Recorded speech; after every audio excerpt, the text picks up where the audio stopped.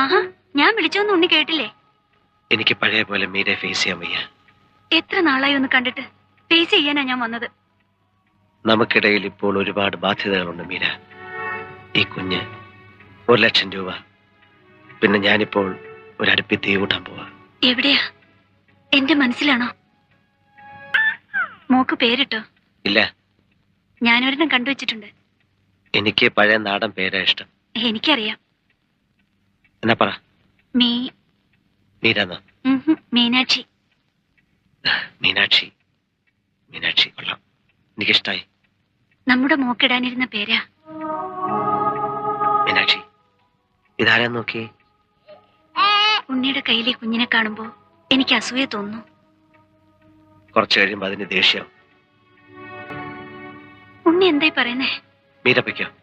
ഉണ്ണി, ഞാൻ വേറൊന്നും ഉദ്ദേശിച്ചല്ല. ഇനി എക്സ്പ്ലനേഷൻസ് ഒന്നും വേണ്ട. ഞാൻ പറഞ്ഞത് അത്ര കാര്യമാക്കുകയും വേണ്ട. ഉണ്ണി അച്ഛനെ ഒന്ന് കാണണം. എന്തിനാ? 1,00,000 അല്ല ഉണ്ണി, 1 ആയുസ്സാ വലുത്. കാണൂ. കാണാം.